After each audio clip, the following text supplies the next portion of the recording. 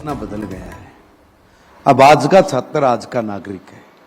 आज के नागरिक का क्या दायित्व है, एक लेवल पे जाने के बाद उसको ये समझ आ जाए, इस हेतु देश में, दुनिया में, समाज में क्या चल रहा है, इसका थोड़ा सा जनरल नॉलेज उसको भी हो जाए, ताकि वो भी एक सामाजिक व्यक्ति तो है ही, एक समाज में रहने वाला लड़का तो है ही, मगर वो जो एटमॉस्फेयर जो चल रहा है उसकी बात को भी जान सके, समझ सके।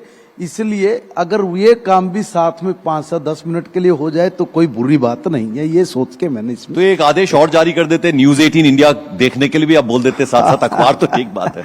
ठीक है जी। चलिए, अच्छा ये बताइए सर कि जब ये शानदार बम्पर जीत हुई, ये एक्सपेक्टेड उस पे ही हुआ है? आपको पूरी उम्मीद थी कि इतनी जबरदस्त जीत होगी आपकी? और साथ साथ ये भी पूछना चाहूंगा महिपाल जी कि आपको था कि आप मंत्री बनेंगे दोबारा? भारतीय जनता पार्टी की सरकार बनेगी, इसमें कोई संशय नहीं था। जब हम लोग जमीन पे काम कर रहे थे तो हम लोगों को पता था कि लोग सीधा ये कह रहे हैं कि आज तक अगर किसी ने सूद ली है तो भारतीय जनता पार्टी की सरकार ने सूद ली है। अब लोग ऊपर हवा में घूमते रहे, वहां हवा में तैरते रहे, अहंकार में डूब के नू कहते रहे हम सरकार बनाएंगे, हम सरकार बनाएंगे, तो उससे सरकार थोड़ी नहीं बना कर है। सरकार तो लोगों की सोच से बनती है। लोगों ने सोच बना रखी थी कि भाई 50 साल 60 साल जिन लोगों के हाथ में राजकाज दिया, उन लोगों ने हमारा बंटाधार किया। और सबसे बड़ी बात तो एक थी, जब हम लोग गांव में जाते थे तो गांव में नौजवान एक बात बोला करता तो कोई नहीं पकड़ पाया।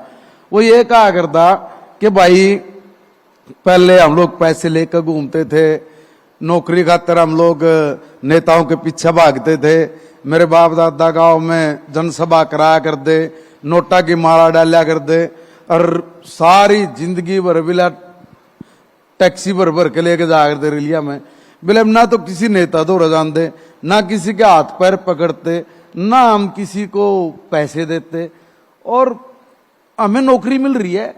और भाई साहब वो बोलते थे कि भाई साहब इब मारे बच्चे पढ़ने लगे, एक एक गांव की, मारे गांव की भी महिलाएं दिल्ली में अच्छी जगह अपने बच्चों को लेकर बैठी है, कोचिंग दिला रही है, पढ़ा रही है। इसलिए कि अब नेताओं के पीछे मत भागो, पढ़ाई के पीछे भागो, क्योंकि हरियाणा में ऐसी सरकार है जो ईमानदारी से बिना पर्ची बिना खर्ची के नौकरी दे रही है। उन्हें ठप्पे मारे या कमल के फूल पर नहीं लगे, इसलिए कोई कुछ भी बोलता रहा, उसका कोई अर्थ नहीं। दूसरा सवाल मेरा था कि आपको उम्मीद थी कि आप मंत्री बनाए जाएंगे? देखिए, मैं भारतीय जनता पार्टी का एक कैडर बेस सिपाही हूं, राष्ट्रीय स्वयंसेवक संघ का तृतीय वर्ष शिक्षित स्वयंसेवक हूं। मैंने कभी भी अपने दिमाग में ये लेके नहीं चला कि भाई हम लोगों को मंत्री बने, ये अपनी कल्पना भी नहीं थी। हमारे जिम्मे एक दायित्व है, हम लोग अपने दायित्व को ईमानदारी से निभाए। जब एमएलए थे तो एमएलए के नाते भी ईमानदारी से काम किया।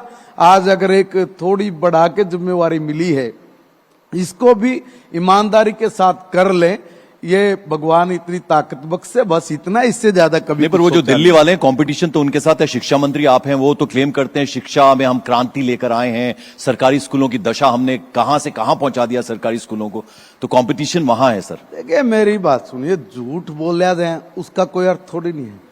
कौन से तीर चढ़ा दिए भाई? मैं एक बात बता रहा हूं, हमारे हरियाणा के स्कूलों में ऑनलाइन क्लास भी अगर लगानी हो तो हमने सारी व्यवस्था कर रखी है।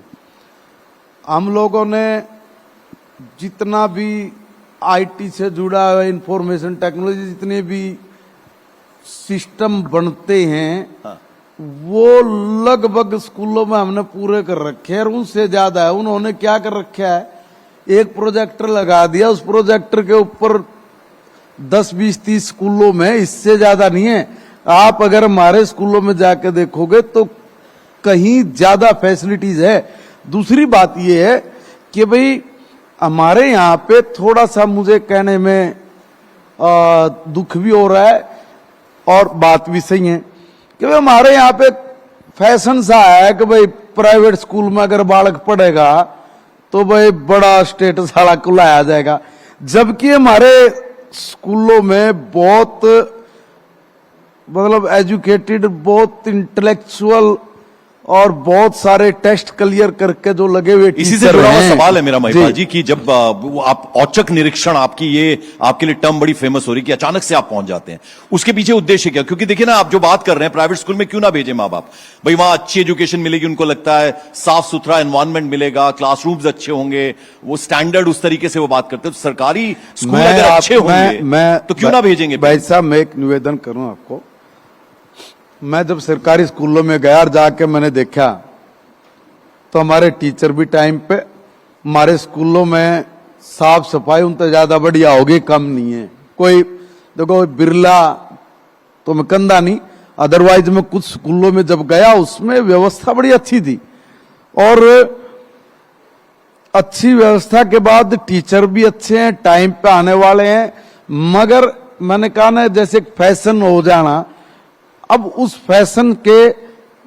फैशन के भी पार हमें जाना पड़ेगा। मैं लोगों से अपील कर रहा हूं, स्वयं भी, मैंने ग्राम पंचायतों से भी, शहर में वार्ड के जो पार्षद उनको भी, समाज के धार्मिक सामाजिक जो लोग हैं उनको भी मैं एक निवेदन अर्ज कर रहा हूं, और आपके चैनल के माध्यम से भी कर रहा हूं कि देखिए भाई, हमारे पास अच्छा स्ट्रक्चर है, अच्छा एटमॉस्फेयर है, अच्छे टीचर हैं। आप एक बार सरकारी स्कूल की तरफ अपना मुंह मोड़िए, और जहां जहां, अब ऐसे भी स्कूल है हमारे पास के 1200-1500 बच्चे का एडमिशन होना है, और वहां पे 15,000 से ज्यादा फॉर्म भी आते हैं, ये भी सरकारी स्कूल है। अब ऐसे बन जाए, उसके लिए हमने समाज में जाके कुछ काम करने हैं, कुछ लोगों की जिम्मेवारी सुनिश्चित करनी है, ताकि आप महंगी एजुकेशन ना लेके फ्री में एक अच्छी एजुकेशन, जिसकी जो हमारे परिवारों को आर्थिक नुकसान से भी बचाएगी और एक अच्छी एजुकेशन भी देगी, उसका हम लोग अपनी बात जाके समाज में बोलेंगे। और मुझे पूर्ण विश्वास है कि हमारे टीचर भी लगे हैं, हमारे सामाजिक धार्मिक संस्थाओं के काम करने वाले लोग भी, और हमारे जो ग्राम पंचायत या नगर निगम पार्षद पालिकाओं से जुड़े हुए लोग भी, वो भी जब इस बात की तरफ आगे अपनी बात बढ़ाएंगे तो हमारी स्ट्रेंथ पक्का है, वो पहले से ज्यादा बढ़ेगी। देखिए, एक छवि है आपकी, वो डराने धमकाने वाली, उस पर मैं बाद में बात करूंगा, लेकिन मैं आपसे आपकी शख्सियत के जो दो पहलू हैं, एक तो देखिए आपने कहा टीचर्स में कहीं ना कहीं वो डर होना चाहिए कि मंत्री जी औचक निरीक्षण करते हैं और अटेंडेंस जो है पूरी प्रॉपर होनी चाहिए, और दूसरी तरफ अभिभावक जो है, पेरेंट्स जो हैं, उनको कहीं ना कहीं समझाने की, देखिए उनको गाइड करने की जरूरत है कि भैया आप प्राइवेट स्कूल ना जाएं, लेकिन आप सरकारी स्कूल में भी आप बच्चों को भेजें, हम उस तरह की सुविधाएं देंगे। तो ये दोनों शख्सियत को बैलेंस करके आपको चलना है, इसके बारे में जरा बताइए। देखिए, औचक निरीक्षण मैं किसी का रीस वगैरह तो करता नहीं हूं, मगर मुझे जो जिम्मेवारी मिली, मैं ये समझता हूं कि टेक्नोलॉजी से भी ज्यादा जरूरी है मेरा अध्यापक मेरे बच्चे को अच्छे से पढ़ाए। मेरा अध्यापक पढ़ाई के साथ साथ नैतिक मूल्यों पर आधारित संस्कारवान एजुकेशन को भी साथ साथ लेके चले। हम लोग 10 नंबर ज्यादा ले और वही बच्चा बड़ा होके लठ मारे, हमारे को 10 नंबर कम मिल जाए मगर अपने माँ बाप के पैर छुए, हमें दूसरे नंबर की एजुकेशन को हमने तवज्जो देनी है। इसलिए मैं टीचर्स को भी जाके कहता हूं कि देखिए भाई, एक 15-20 मिनट आधे घंटे का एक आप ऐसा भी पीरियड चले जिसमें आप हमारे बच्चों को घड़ें, बताएं बहन क्या है, भाई क्या है, माँ क्या है, फादर क्या है, दादा दादी क्या है। जो हमारा एक पीढ़ी का गैप छूट गया और जिसके कारण ये संस्कारों की कमी आ गई, और हर परिवार में कहीं न कहीं हम लोगों को देखने को मिल जाता है कि माँ बाप कह देते हैं कि यार बच्चे हाथ से निकल गए। अब मुट्ठी में रेत लोगे तो रेत जैसे फिसलता है ना हाथ से, और मुट्ठी खाली हो जाती है। आज ये भी एक परिवारों में डर है कि बच्चे हमारे हाथ में हैं और वो निकलते जा रहे हैं हमारे हाथ से, तो उसको रोकेगा कौन? उसको रोकेगा वही। जोरदार तालियां होनी चाहिए मंत्री जी के लिए, जो अच्छा काम होता है उसकी सराहना हमेशा होनी चाहिए, क्योंकि बहुत अच्छी बात इन्होंने कही है कि पेरेंट्स को कहीं ना कहीं ये यकीन दिलाना है कि सरकारी स्कूल जो हैं वो भी बेहतर तरीके से काम करते हैं, कर सकते हैं। जरा ये भी बताइए महिपाल जी कि जो डबल इंजन सरकार की बात होती है, वहां केंद्र में प्रधानमंत्री नरेंद्र मोदी जी, इधर नायब सिंह सैनी साहब हैं और आपका सरकार यहां पर है, तो वो कितना फायदा देती है? देखिए, हरियाणा की पहचान होती है कि दूध दही का खाना हरियाणा, खेलकूद में नंबर 1 हरियाणा, पढ़ाई में भी अव्वल आए, उस दिशा में अब आप काम कर रहे हैं। तो ये जो डबल इंजन की सरकार है, ये कितना फायदा ऐसे में करती है? देखिए, एक बात सदा ध्यान करना, एक कमजोर राजनीतिक सोच होती है, एक मजबूत राजनीतिक सोच होती है। कमजोर राजनीतिक सोच समाज का बेड़ा गर्क करती है और देश का, प्रदेश का बेड़ा गर्क करती है। और मजबूत राजनीतिक सोच हर जगह से आपको अच्छा करने के लिए प्रेरित भी करती है, और उसमें से कुछ लोग प्रेरणा देने वाले भी होते हैं, और जो प्रेरणा जिनसे ली जाए, ऐसे करैक्टरों को सामने रख के भारत को भी और प्रदेश को भी कैसे हम लोग अव्वल बनाएं। जब ये राजनीतिक सोच आ जाती है ना, तब परिवर्तन होने शुरू हो जाते हैं। 10 साल पहले के भारत को पिद्दी देश है भारत, कोई पूछता नहीं था, कोई सूंघता नहीं था, कारण राजनीतिक कमजोर वाली सोच थी। आज मजबूत राजनीतिक सोच है, सारी दुनिया में धुआं उठ रहा है, किसी की हिम्मत नहीं कि आज भारत के सामने आंख उठा के बात कर सके। ये जो जज्बा है, क्यों है? क्योंकि हर क्षेत्र में, हर फील्ड में भारत ने आज अपनी प्रतिभा का लोहा मनवाया है, अपनी प्रतिभा का लोहा बनवाया। लोग भी वही हैं, ब्यूरोक्रेसी भी वही है, सिस्टम भी सारा वही है, और उसी सारे सिस्टम में आप ये बताइए कि ये सारे चमत्कार क्यों हो रहे हैं? क्यों सारी दुनिया आज भारत की तरफ आशा भरी निगाह से देख रही है कि भाई अगर कहीं भी किसी भी तरह का कोई संकट है, इससे निपटाना अगर कोई कर सकता है तो मध्यस्थता किसकी हो? तो भारत की हो।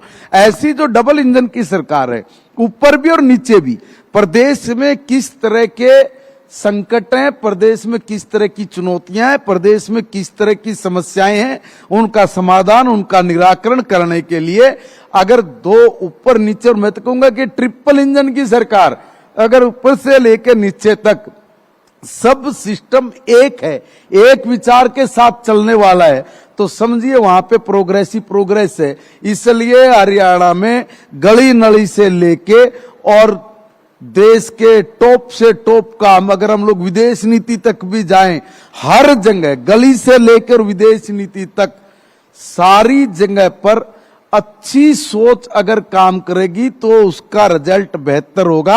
आज वो बेहतर रिजल्ट निकल के आ रहा है, इसलिए सब जगह डबल इंजन और ट्रिपल इंजन की सरकार पे कमल पे मोहर लग रही है। यही कारण है। महिपाल ढांडा साहब, ये बताइए, कुछ वो जो लिटरेसी रेट एकदम इंप्रूव कर जाएगा हरियाणा, कोई डेट है आपके दिमाग में? देखिए, इस तरह की चीजें मैं भरोसा नहीं करता। हम लोग अपना 100% देंगे, हम अपना 100 देंगे, हम लोग प्रयास करेंगे और कर भी रहे हैं।